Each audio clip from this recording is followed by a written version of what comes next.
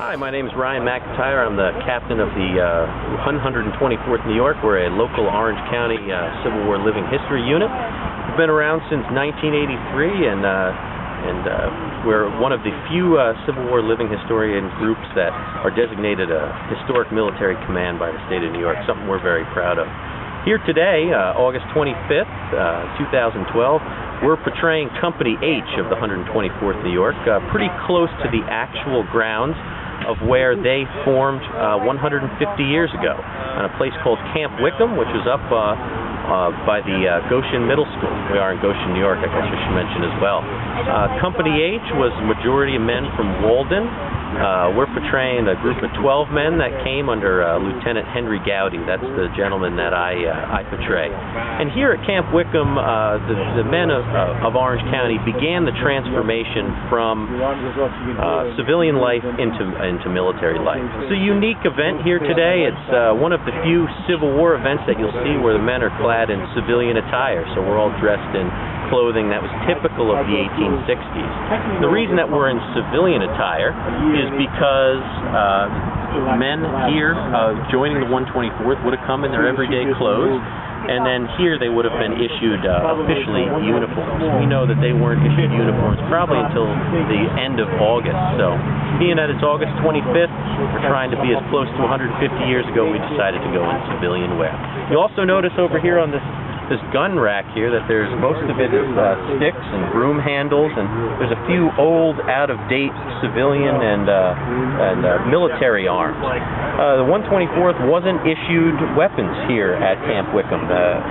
Firstly, based on economic reasons, the state of New York didn't want to pay for them. That was something the federal government would have been more responsible for. But more so is that new recruits couldn't be trusted to have ammunition and weapons right off the get-go. So when the 124th left here in Goshen on September 6th, 1862, they went down to Park Barracks in New York City, and that's where they actually got their accoutrements, like you see here, and their muskets, making them officially soldiers of the United States government.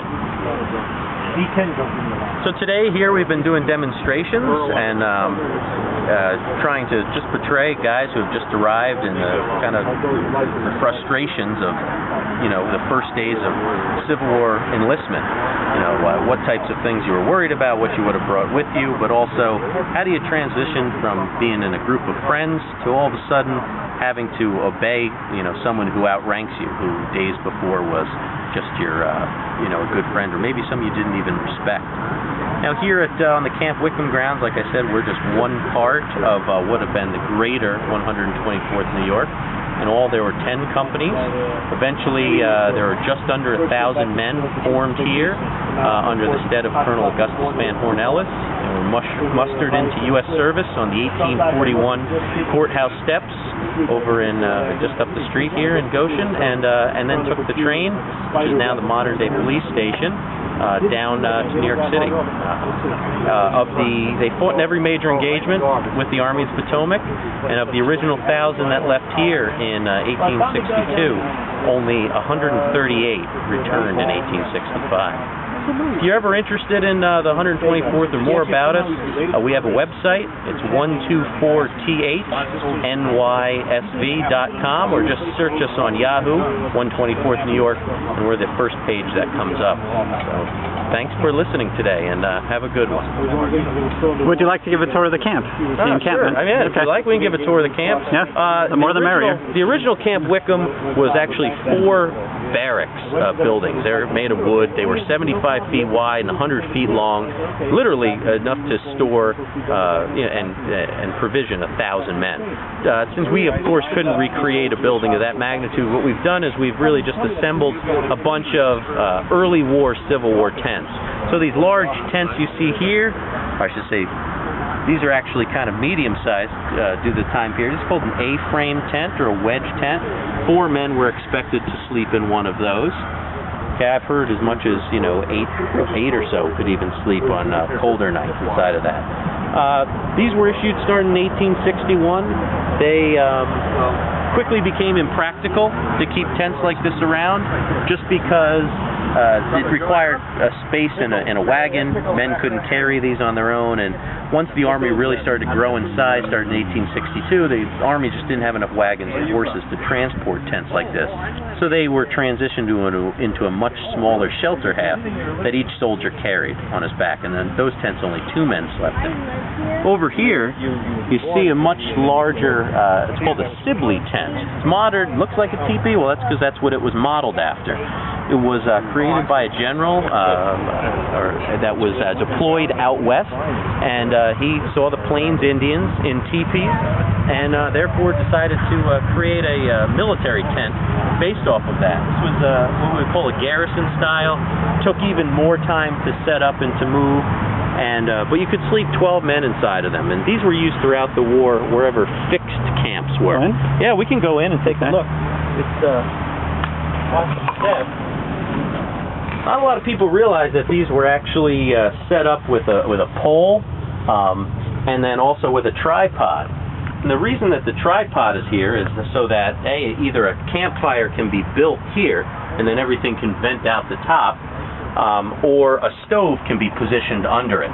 This tripod also allows the men or the inhabitants of it here to slide the legs in and out and to adjust the tension of the tent as it gets cooler or hotter out. The tent will shrink and expand. Like I said, 12 men in here. It's we only have half set up right now, but more will be in here as the day goes on. And it was pretty meager living. I mean, you're still camping on the ground. You know, you issue just a blanket and then a rubber blanket. These are referred to as gum rubber blankets. It was one of the first products that the Goodyear company made that put them on the map before they ever even made tires or anything else. That would be the underlay? Yes. Okay. The original 124th wasn't actually issued these, so you can imagine the 124th leaving here in Goshen would have just had a blanket. That was the only thing they were to lay on. Now, are these originals, or these are reproductions? All of these things are reproduction. But this is faithful? This is what yes, the actual material they are. We really strive on authenticity, and so these things it's canvas on one side, and then it's what they call vulcanized rubber. So it's literally rubber melted onto the canvas. The same thing with the blankets is they're reproduced very accurately to what the time period is, so that we can portray what the men, how they reacted to their gear and how they lived every day. This must have been a very welcome accessory. Yes. There's a private in the 124th. His name was Henry Howe. He actually writes home asking for his parents to send him one of these because if you imagine in Virginia it rained a lot in 1862 and 1863. And just a blanket under you and your tent mate, one of you would put your blanket down, the other one would use your blanket to cover both of you. You were pretty vulnerable to the moisture and whatnot. But the gum blanket, a little bit of added waterproofing, but they were saying that from the vendors that followed the Army, they were selling them for $8 a piece, which they just thought was just astronomically. That would have been a lot of money. Well, I figure $8 a piece was something else when you're only being paid $13 a month. Sure. So the average Civil War soldier, the private, the lowest rank of the military, got paid $13 a month. An officer like me, I got paid $46 a month. But I didn't get food. My uniform, I had to all purchase that myself privately. Now, where might they have acquired one of these? Or were there shops in cities and towns? There were vendors that followed the Army. Catalog companies? Very much so. This is a sutler. It's called a sutler chit or sutler token.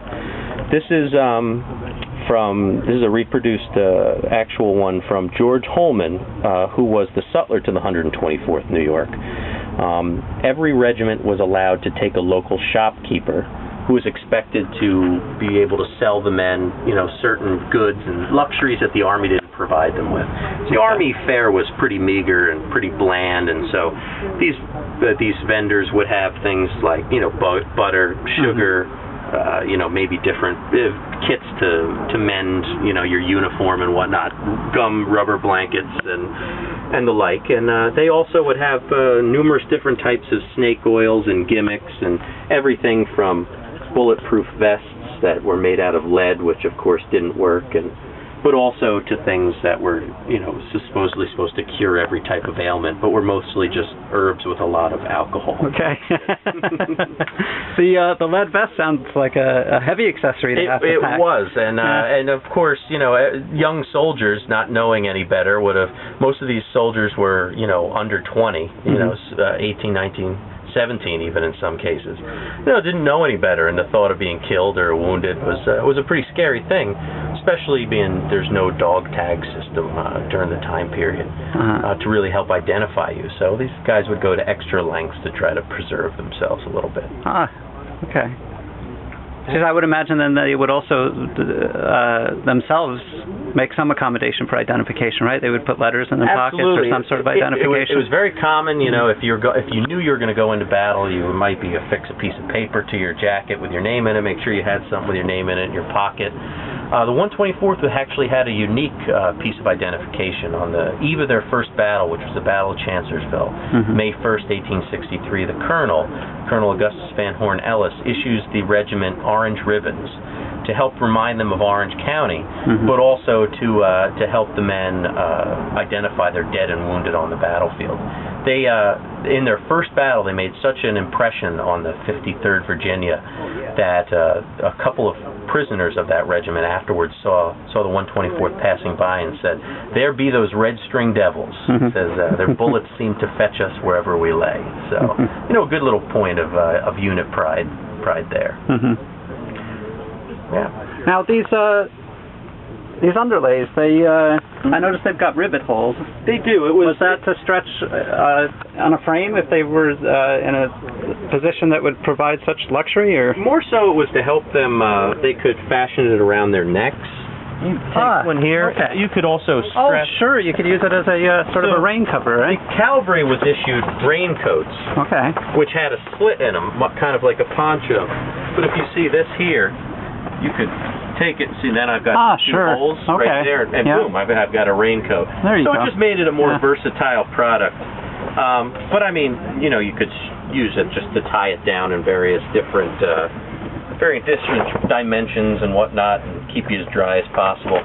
There was an experimental version of making a tent out of this rubberized cloth. Okay. But it proved just to be way too expensive for the government's taste. This product would have been coming out of, I guess it would be Latin America? The rubber gum? Yes, out of the Caribbean as well, even in some places in the South. Well, of course, not during the Civil War, but that's where most of your rubber-style trees were coming from at that time period. Okay. Yes, so definitely. If the South wanted anything like this, it would have had to been shipped in from England, or it would have had to ran the blockade that Lincoln had set up around the South throughout the war. Now, how long were you camped here in Goshen before you headed off? People started trickling in.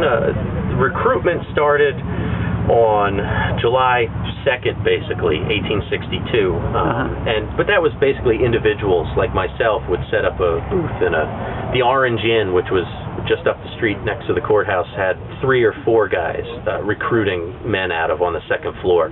And so basically I'd try to gather as many of my friends as I could. Maybe I belonged to a fire company. I could get some of those guys. And as the numbers grew and word of mouth got around, they started assembling here at the end of July. So the first enlistment I have ever seen for being at Camp Wickham was on July 28th, was the first troops started to come in.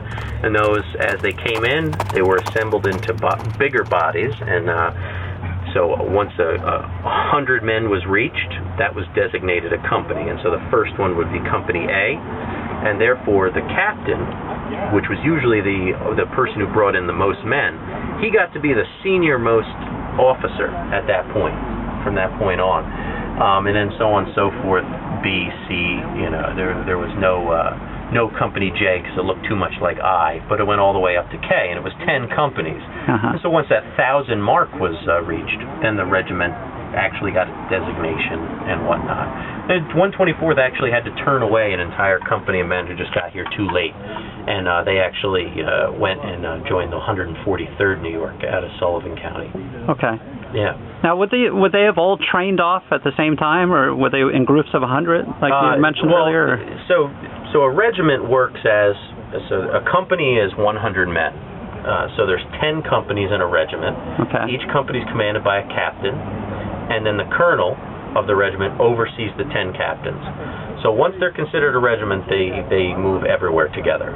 So they all got on a train, 1,000 men got on a train here in Goshen, and then went down to New York City.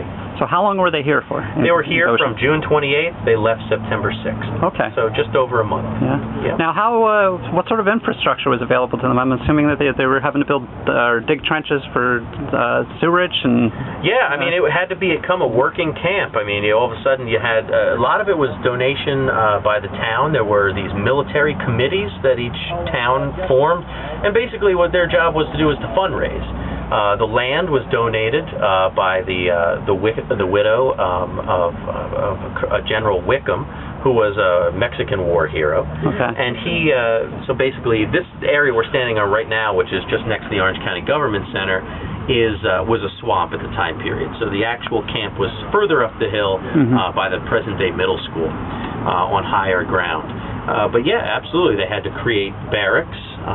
They had to then, just simply learning the routine of military life.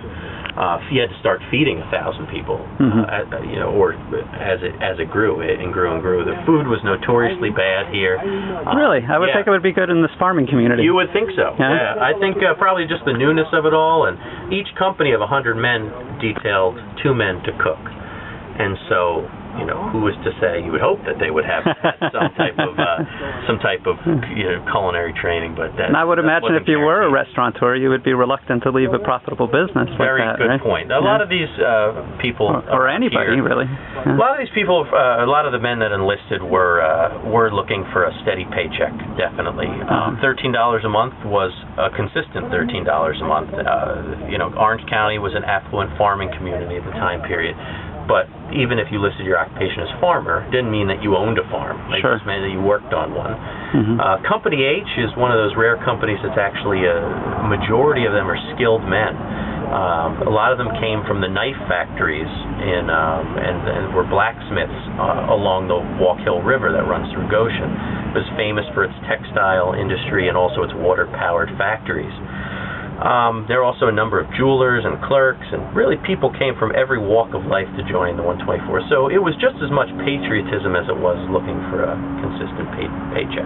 And what was the economy like at the time? The economy was on the rise, actually, again. In the late 1850s, there was a huge economic depression that ran through the Hudson Valley, actually put most of the textile businesses in Walden out of, I just use Walden as an example because it was probably the most industrious center of the Hudson Valley at the time period. Newburgh was probably one of the larger cities and definitely the center of the hubs of commerce and whatnot. But Walden, almost all the textile industries went out of business, and therefore the knife factories, Imperial Charade, came over from Germany and got its start there at almost the same time that another gentleman by the name of Bradley came over from Beacon and started the New York Knife Company. I'm sorry. Not at all, you're grand.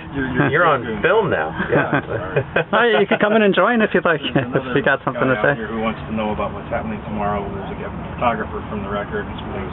Okay, very good. Thank you. So where were we? Oh, we were talking about the economic times. So it was on the rise again. Of course, it wasn't booming yet by any means. I would almost compare it to something very similar to what we're experiencing now. Okay. War was still looked at as exciting, and patriotism was still running very high. And so, especially a lot, you can promise that a good hand of the enlistments came out of people just not wanting to miss the adventure. Sure. As life itself wasn't that exciting always. Now, would these have been a well-behaved group of people, or was it an issue for the local constabulary, or? There were definitely characters. Okay. As anytime you put 1,000 personalities in a room at all, you're going to have friction, and even 100 personalities. There's going to be different groups from different walks of life. There were 2 soldiers that were arrested here by men from the 36th New York, because they had deserted and basically came here to collect a bounty and a paycheck, and would probably have deserted again and went somewhere else. So there was definitely a cast of characters. There's a lot of stories once they leave Goshen they're on the train going south, and the fear of not being at home or actually going to war starts to set in, and one of the men goes to jump off the train, and they basically are able to catch him, and they beat him up, and they chain him. They chain him to the seat he's in, and then they get down to Washington D.C. He goes to run away again, and they beat him up again. They chain him to a tree at that point. Oh my! And then a few weeks later, he's out on a wood cutting detail, and he chops his toes off. Oh. So that's how bad someone wanted to go home. Really? There are other soldiers that write home saying, "This is the best I've ever been fed in my entire life. I've never gained so much weight ever in my entire life." Or there's also soldiers that write say, "They should come join the Army. It's great. It's great living." So it's a little bit, didn't suit some, suited others. But you look at, even before the regiment left Goshen, 8 people had already deserted. So some people just wanted nothing to do more than, an initial paycheck, or a way to make a couple bucks, or maybe thought it was a good idea and ended up not being a good idea. Mm-hmm. Later on down the road, the trials of being soldiers and stuff really took its toll. I mean, the daily routine, lots of work, lots of drill, lots of marching. Typhoid ran through the camps frequently, smallpox, things like that. And what happened was a regiment that was 1,000 strong in September, by April of '62, they're down to about 650. So at that point, they've already lost, a considerable amount of their force. Go into their first battle, they take 40% casualties. They fight another battle at Battle of Gettysburg 2 months later, take another 35% casualties. And so at casualty rates like that, which are astronomical by today's standards, to take a 10% casualty is unheard of in modern standards. This happened repeatedly to these regiments, and it's easy to see how the 124th was able, or was whittled down so quickly from 1,000 to just a mere 100, in 2.5 years. They then all got signed up, got on trains, and went down to New York. And they didn't have guns yet, so we used sticks and things to train with. And we wear civilian clothing. But all of it is what things were like in 1862. Yes, the glasses also. I had to pay special for them. There's actually, interesting to say, there's a military tennis time period. Now, would those have been very durable glasses or very delicate? They saw They're in between. They're not as delicate as you'd think because it's real glass, but because it's a small lens, it wasn't that fragile. Okay. So there are a lot of actual Civil War spectacles still existing today that have lasted. So they did pretty good considering. Now, would that? Sorry, after you. What about frames? The frames. This is a more expensive type. Not all the soldiers. Often it was a steel frame, but this is accurate. I ordered this a reproduction from a Civil War sutler or someone who makes those things. Yeah. So, but most of the things we try to do, even the buttons, are not plastic. They didn't have plastic. They're bone. Made out of bone. And this is not liquor. This is just water. That's just water. Okay. This is a Bowie knife. Oh my. Most of the guys didn't carry them into the military because they were just too awkward and heavy to carry around a lot. But the guys who came to get recruited didn't know that, so they came in with knives and guns and all sorts of things that they had to leave behind. When they came in, there's accounts of them marching off with huge backpacks with books and things that they would never use. And then later in the war, they just have a blanket and a couple of very essential kind of things. I guess fire. Maybe these things they use them for fire. Yeah. So when we do later battles, we won't have a lot of this stuff. We don't bring the chairs and tables and things like that. In Gettysburg, all we bring is what we can carry on our back. Now, were glasses affordable back then, or would that really set you back? No, I don't know the precise cost. Okay. But most of the guys didn't buy them. Optic science wasn't what it is today. So most guys just went along and tried to do the best they could. So Union Army was notoriously bad in aim. Okay. They tended to shoot over the heads of the enemy. But those of us who need glasses, it's kind of, at least we stay with the correct period. But I can get along without these. Now, who is it that you would be representing from the 124th? Well, if anybody at all. Because I'm older, it sort of is a little off-jointed, but I would just be a normal private. I'm a clerk in this area, and I came to sign up. I would be no older than 40s. That's the oldest. They sign up to 45 years old. Okay. And but I might come in and sign up out of patriotism, or I might really be hurting for money because there were bonuses for signing up. Besides $13 a month was the pay, which doesn't sound like much now, but that was pretty good back then. Sure. And sometimes you could get a state bonus, a county bonus, and another bonus maybe that would sort of make it worthwhile to join up. In fact, there were a few sort of sly guys who would come sign up, get their bonuses, then run off and join another unit someplace else in another state. Fortunately, most people signed up for patriotism. Now, would you have had a medical detail? Yes. Your own dedicated medical detail that we're just that organized unit. here and then traveled with you? A whole unit. We're just normally we'd have about 30 men in the company.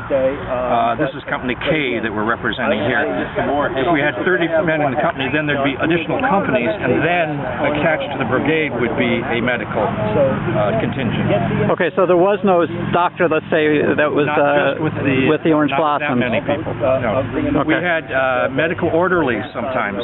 A medical orderly was sort of like a medic in the armed forces. They weren't doctors, but they were stretcher bearers and would do a few things and help people get bound up if a small wound and so forth. They're known by a green stripe on their sleeve. Okay. If you ever see the uniforms, you see a green stripe on the sleeve. That's a medical.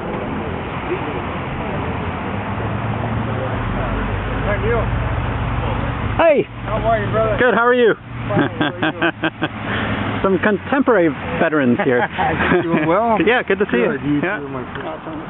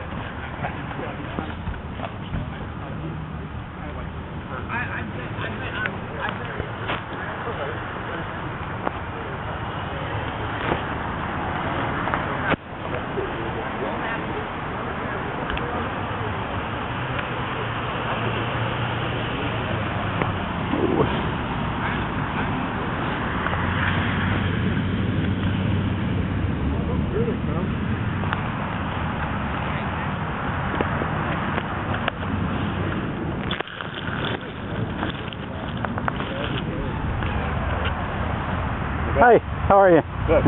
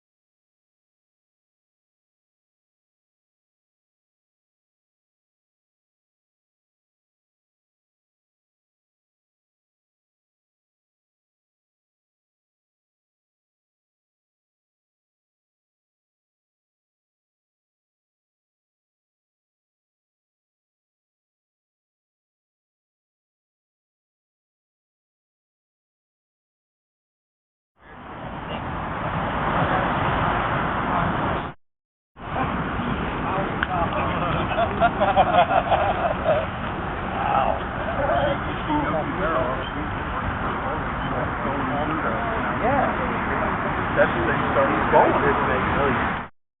Yeah, they don't think a lot of $8 million in a lifetime.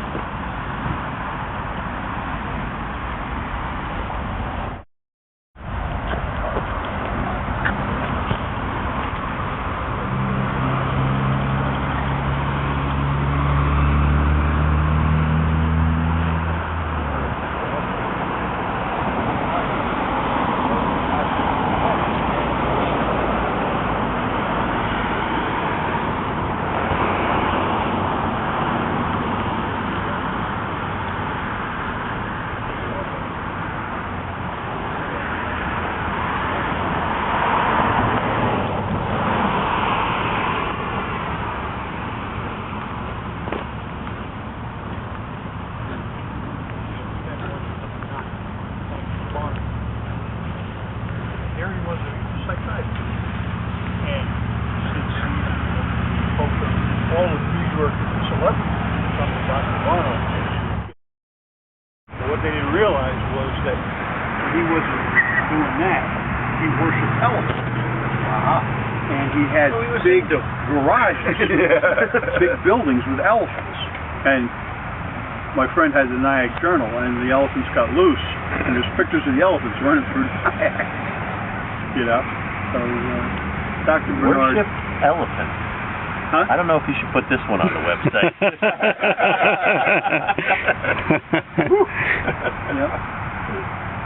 We could practice stacking sticks. Hard. It's hard. Yeah, like hard enough to stand. It won't stand up. It's hard to stand up. They don't walk together very well. Well, we got two with like the Y in them. We have to get a straight one and put the two ones on the side. Not so good? You didn't clean up like usual? Yeah, he went bust twice in 21. Learn how to do that with real money. Go to Vegas and make that to DC. Well, you'll be soldiering for a couple months without any pay then, I guess. I borrowed money. He's going to donate it all to a worthy cause. Mom, I'm not picking it up for Because Daddy needs money. I think I'm not picking it up for I think I might have grandma's covered. Yeah. Say gambling's not a problem, winning's a problem. Yeah. Got the money to do it. easy. I don't know, losing can be quite a problem. No, gambling becomes a problem when you lose your house. Recommendation of my captain here. He bought one just like it and sent me to the people who had two of them. So Oh, that's awfully nice. it's a folding chair. Yeah. This is the 150th anniversary of the formation of the Orange Blossoms. The Orange Blossoms was a fighting regiment founded from the men of Orange County. Go way down on the end. It left Goshen with roughly 1,000 men. When they mustered out at Washington's headquarters in Newburgh, there were under 130 of the original number left. The regiment had 5 Medal of Honor winners. They fought in just about every major engagement in the Civil War. Took 40% casualty rate at Gettysburg, where it lost its colonel, Augustus Van Horn Ellis, the major, and several other field officers. There are 2 monuments to the 124th in Gettysburg. One is up under Devil's Den by Houck's Hook, where they engaged the 1st Texas. And the other one is down by overlooking the field, the high water mark, where Pickett's Charge came across. The original 124th members, what were left of them, were standing by that monument on that field for reserve duty that day. So that's July 3rd. It was said, one of the letters home, how very alone and lonely the survivors felt. It was basically their entire command structure had been ripped from them. The world that they had known was basically wiped out. The 124th was eventually restaffed, not so much though with Orange County boys as when they first had left Goshen. So the regiment didn't stay at the 100 some odd men, after Gettysburg, but still remained the fightingest regiment right to the end of the war. Now, would the fatalities have been brought back to Orange County for burial? Yes. Okay. We did a ceremony about 3 or 4 years ago for a 22-year-old captain from Washingtonville. You think of what's happening today in the world with Iraq and Afghanistan, where you have young officers being brought home and laid to rest at West Point. This young man Isaac Nicole, was brought home, by train. The body was interred in the Washingtonville Cemetery. We rendered military honors in remembrance of his passing. It was about 5 years ago. So we'll be looking to do that again. Colonel Ellis, his body and that of the major were brought home. Colonel Ellis was brought into New York City and buried at St. Mark's in the Bowery. That's the graveyard where Peter Stuyvesant is buried. The Ellis family had a family vault there, and that's where him and his brother are laid to rest. Okay, so these accommodations were made by the families or friends of the family as opposed to the government? It could be a mixture of both. In the case of Isaac Nicole, he had left instructions where he was to be buried. The Confederate soldiers that found him buried him. They saw the Masonic Bible, and they knew that he was a Mason, so they buried him with full Masonic rites on the battlefield at Gettysburg. later, the body was exhumed, and the body was taken back to Washingtonville, where he was laid to rest. If you know where the Chase Bank drive-in, the remote drive-in is in Washingtonville, that whole area behind it where the condos are, that was all part of the Nicole dairy farm. Denniston is buried in the Washingtonville Cemetery. I think there are 4 or 5 orange blossoms that were laid to rest in Washingtonville. Not all of them were war casualties. Some came after the war, when they passed due to natural causes. But, so that was an option that was held out to all serving soldiers, or just officers, or officers? I mean, with Ellis, it was basically the wish of the regiment. You know that, and the then acting officers made sure that I think it was Ramsdell was delegated to escort the bodies and make sure that the bodies made it back. Okay. Again, it's an unfortunate byproduct of war. The science of embalming was relatively new, so remains could be transported back. I shudder to think, but it's akin to the aircraft coming back today with the flag draped coffins. Okay, back then you'd have the trains pulling up and the coffins being taken out. And it was around the time of the Battle of Chancellorsville. Colonel Ellis issued to the soldiers of the 124th a orange ribbon, okay, which they would wear in the lapel of their, the buttonhole of their sack coat. What was happening is they didn't necessarily have dog tags that were government issued. A soldier could conceivably, I have one here, have a dog tag made up, okay, by a sutler. Okay, and that would help identify the bodies out in the field. But the nice thing about the orange ribbon was not only did it identify, members of the unit as being part of the orange blossoms, it would allow the relatives, it would allow the people who would go out on the battlefield afterwards to reclaim the bodies and identify them properly as members of the regiments from Orange County. Okay. There's still some debate to this day. From Orange County, people are saying that it was an orange ribbon. There's also a belief that it could have been red artillery tape that had basically bleached in the sun. A Confederate prisoner had said after one of the battles, he went on record as saying, "Thaw be those red string devils. Their bullets fetched us every which way we went." So again, you have the reference to the red string. Orange blossoms, also one of the units that was featured in the Red Badge Courage. How many folks would have been from Goshen, or were from Goshen? I think the quota for Goshen 67 was the quota, but that was for the second wave of volunteers. So there was guys from Goshen who signed up before that, but this unit had a quota for Goshen of about 67 men.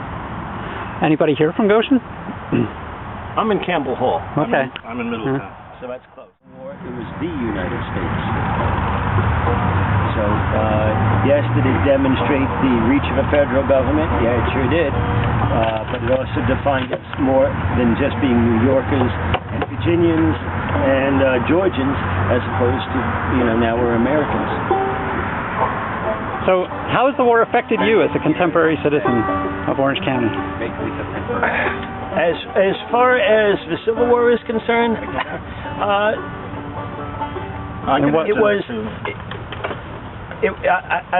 the tremendous loss of life, from this area. The sacrifice was certainly not in vain. Again, it redefined our country. It did aid in the emancipation of the slaves. Okay, it wasn't the reason that the war was fought, but it did redefine the country, and it did allow, for the Afro-Americans to gain their freedom. But do you feel a personal effect, anything tangible in your life that you could trace back to the Civil War? I can. Okay. My great-grandfather on my father's side fought with the 27th Iowa Volunteers, traveled through Sherman's March to the Sea. My grandfather on my mother's side, my great-grandfather on my mother's side, was with the 59th Illinois Volunteers, and they marched by a different route and came under General Banks, and together they ended up at the same battle, even though they came from different states and fought in the same battle in the same field, and ultimately their family married and produced me. Okay. So I feel a great connection to that. But in your daily life today, well, I think, is there anything that you could say, if it wasn't for that Civil War, that I wouldn't be able to... Well, to me, it's the values. It's the values about that. You don't just talk values. It's not just lip service values. The things that these men did, as simple as surviving marches for hundreds of miles. My great-grandfather marched for 3,000 miles on foot, and ate hardtack and so forth like this. And they did this and were willing to sacrifice this because they believed in something. They believed in the Union. They believed that this was a country that ought to be held together. We have so many people today, including myself, that sometimes say, I believe in this, but they're not really willing to do anything for it. So it really gives me a sense that I really have to be what I believe. Mm-hmm. So you're going to play us a... sorry. From a day-to-day standpoint, the freedoms that we enjoy as Americans, the world would have been redefined if America had been two countries. If the South had won the war, or if there hadn't been a Civil War, America would not have become the great power that it was. As a result of being a great power, it was able to help with World War I. It was able to free the world in World War II.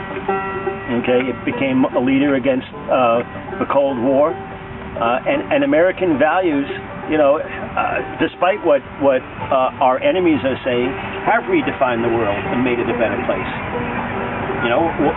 What's the new motto of the Navy? It's a force for good. That's the way America is. It is a force for good. And unfortunately, without the American Civil War, this country wouldn't have happened. Like me, I was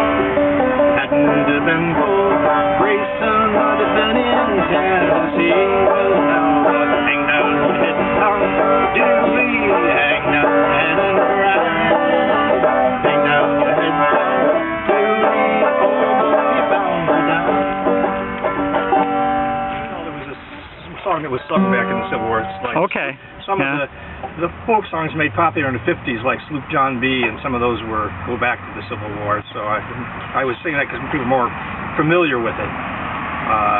A lot of the tunes in the Civil War people are not really connected with the Civil War, so I wouldn't know necessarily. It's an old historic song, and undoubtedly there was a Tom Dooley, but we say like "Oh Susanna," people might know that, or Johnny Come Marching Home was not a soldier's song so much, but it was a song at home because of the soldiers coming home. Johnny Come Marching Home. So there was different kinds of songs. The soldiers sang some that you wouldn't want to repeat in public, too. Okay. Story too that Johnny Marching Home was written after the young boy Johnny Shiloh, who was a drummer boy and one of the youngest recruits. He was supposedly 9 or 12 when he first joined the Ohio Regiment, and the song was about him when he came back home. Oh, Dixie was one of Abraham Lincoln's favorite tunes. He had it played too. Yeah, he had it played. After the surrender, he had it played. Yeah. Well, so what about women? I have no idea. I'm just a tag along. Okay. There were lots of different roles for women in those days. Sometimes wives accompanied their husbands at the big camps and camped out nearby. Yeah, there's pictures. Wives travel along behind and whatnot, and husbands. There's a few documented cases of women masquerading as men in uniforms, about 200 or so in the Civil War. Any orange blossoms? Not in the orange blossoms as far as we know, but there were a few because the pay for a soldier was at least twice what a woman could make back in those days, and so a few women tried that.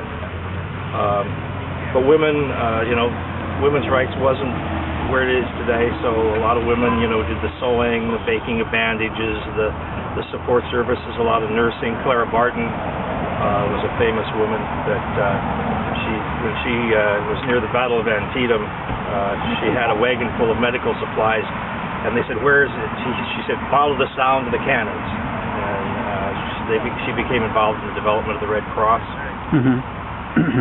So there were lots of roles for women, but no single one. Now, what about aid for the families of casualties and fatalities here in Orange County, the Orange Blossoms? Sanitary Commission, it was called, that was developed. For a long time, there was neither good health care nor follow-up. And so they developed these sanitary commissions that were supposed to see to the better follow-up care, and they got involved with some of the families as well. But there wasn't a widow or someone could apply for a pension. And a disabled guy could apply for a disability pension. But there wasn't organized care for the veterans the same way as there might be today. At least I hope there would be today. Sometimes you wonder. And do the Orange Blossoms have a favorite watering hole here in Goshen, or a place that they would like to frequent? I can't answer that question. I don't rent. Okay. Very not easy to do. How you doing, Dan? Good. Well, aren't the watering boxes Very not easy. Bob, there's company seamstress too. You want to write we went to I'm getting ready right now. There were a couple women that set up laundry and sewing service. You look good though. You bring it over, they charge you like a quarter, and they put buttons on, or they wash your shirt. That's good about Winter '64. I brought my coat up. Wow. Kathy and Judy sewing glued back together in the assembly room. I said I couldn't pick it up.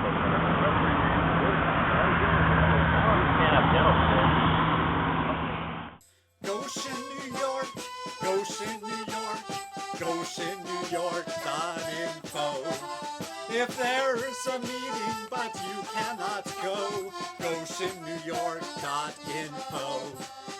London, Paris, Tokyo, Hong Kong, no matter where in the world you can turn it on, Goshen.